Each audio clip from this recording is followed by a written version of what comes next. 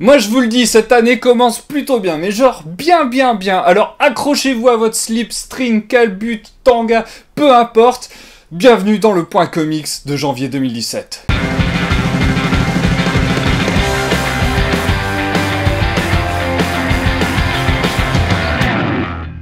Deadly Class, tome 3 et 4, de Rick Remender, Wes Craig et Jordan Boyd. J'ai enfin rattrapé mon retard sur cette série où l'on suit une équipe de survivants dans une école d'assassins. Dans le tome 3, notre petit groupe essaye de s'en sortir après le bordel qu'ils ont provoqué. Dans le tome 4, entre doute et trahison d'un côté et examen de fin d'année digne d'un purgatoire battle royalesque, vous avez pas fini de vous demander comment ils vont s'en sortir. Seul regret, beaucoup trop d'utilisation du « Ah, tout va bien, paf, t'es mort !» Ça me saoule par contre. Sex Criminals, tome 3, de Matt Fraction et Chip Zdarsky. Ça y est, on a atteint le tome où ils ne savent plus trop quoi faire du pitch original Sex Criminals, donc dès qu'ils avaient un orgasme, le temps était figé et ils allaient braquer des banques. Si le premier était une pépite et le second un approfondissement de la sexualité, le 3 quant à lui ressemble plus à un masturbatoire scénaristique. Les auteurs arrêtent pas de péter le quatrième mur et ça pour une raison très justifiée.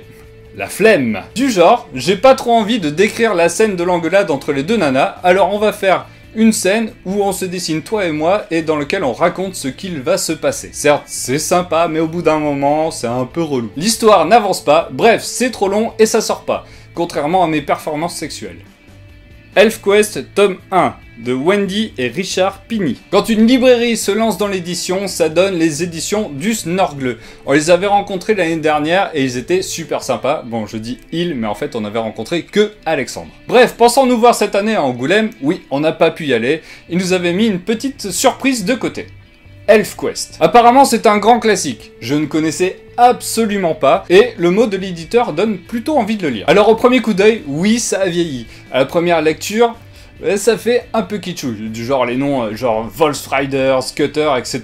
Mais bon, après tout, pourquoi pas. Les elfes ont débarqué sur Terre à une époque où on savait à peine maîtriser le feu. L'homme étant toujours méfiant face à l'inconnu, il décide d'accueillir ce peuple à grands coups de massue. Depuis lors, de génération en génération, il existe une haine réciproque entre les deux races. Seulement, on passe un cap, les hommes ont décidé de brûler la forêt où vivent les elfes, du coup ils doivent partir chercher un nouveau foyer. De péripétie en péripétie, de rencontre en rencontre, genre trolls et autres êtres mystérieux, nous avons là un comics de fantasy plutôt bien sympathique traitant de thèmes comme le consentement, l'intégration. Le consentement d'ailleurs a un très gros rôle là-dedans. Plutôt cool, une bien belle édition et c'est destiné à tous ceux qui voudraient se lancer dans une quête de fantasy. Infinity 8 de Dominique Bertaille, Lewis Trondheim et Zep. Des Français qui font du comics et pas n'importe qui. Lewis Trondheim et Zep, c'est quand même pas rien. C'est un projet collaboratif qui va faire intervenir plusieurs artistes de renom. Chaque tome se passant au bord du même vaisseau, un peu comme si vous avez des spin-offs de sillage sur d'autres agents. Alors le projet assume totalement sa direction pulp,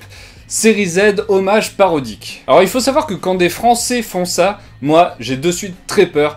J'ai très peur que ça soit seulement caricatural et qu'ils soient bloqués à leur époque de leur enfance, une sorte de projet défouloir. Puis quand j'ai vu Hitler et le 4ème Reich, je me suis dit mais putain, mais les comics c'est pas que des trucs tirés de nanars. J'ai hyper peur. Du coup ça donne quoi ce tome 1? On va suivre Yoko, une nana fortement gaulée et super balèze, un agent à bord de ce vaisseau qui commence à avoir les hormones qui la travaillent parce qu'elle cherche à tout prix un géniteur, donc elle scanne toutes les races qui passent comme ça.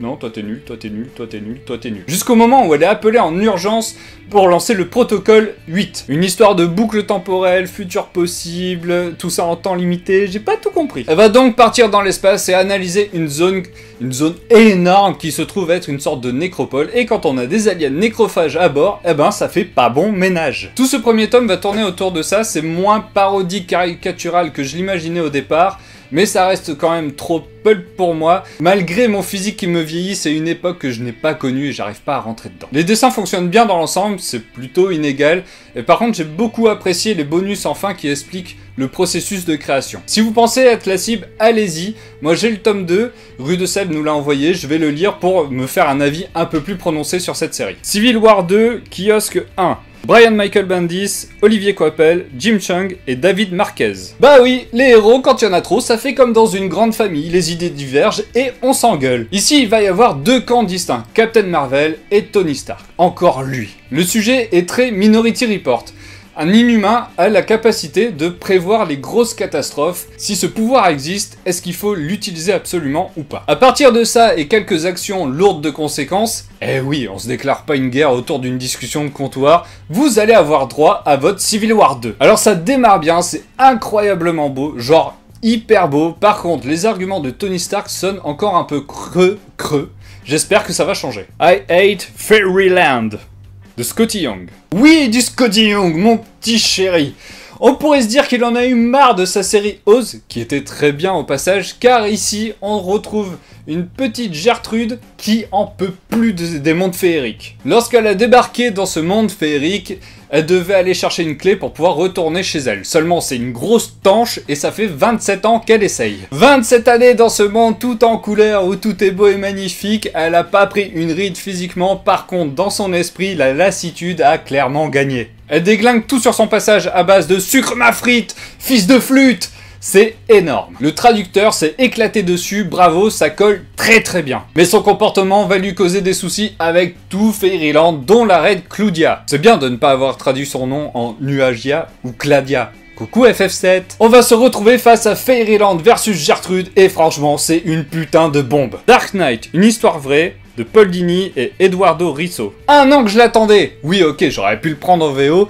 Un an que je l'attendais depuis que Paul Dini en personne est venu nous en parler à la PCE 2016 qu'on n'a pas cette année, putain! Une histoire biographique d'une partie de sa vie, notamment la partie où il travaillait sur la meilleure série animée de l'univers, Batman. La série animée. Il a en effet été victime d'une agression qui l'a totalement remis en cause sur à quoi ça sert d'écrire Batman. Je vous en parle pas plus parce que je vais le faire lire à Audrey et on va vous en parler dans une vidéo dédiée. Autant vous le dire tout de suite, le coup de mou de l'année dernière a totalement été balayé par les nouveautés d'Urban. Mon méga coup de cœur, c'est Dark Knight, une histoire vraie. Les autres sorties du genre I Hate Fairyland et Civil War 2 sont aussi excellentes. Pour ElfQuest et Infinity 8, ou Infinity, je sais pas comment on dit, jetez un œil, ça pourrait tout de même vous intéresser. Et bon, bah, Deadly Class et Sex Criminals, bah, c'est bien. Deadly Class, c'était vraiment sympa. Sex Criminals, bah, je commence à douter. Merci à tous d'avoir suivi cette vidéo. On se retrouve très bientôt pour une nouvelle vidéo. N'hésitez pas à vous abonner, commenter, partager, mettre des pouces bleus. Et on se retrouve très bientôt. Je vous fais des bisous. Après le foutoir qu'ils ont foutu, ça fait un peu répétitif. Dans le tome 4, dans le tome 4, dans le tome 4, dans le tome 4, dans le tome 4, dans le tome 4, dans le tome 4. Wouhou! Wouhou! 15 secondes dans la boîte! Oh!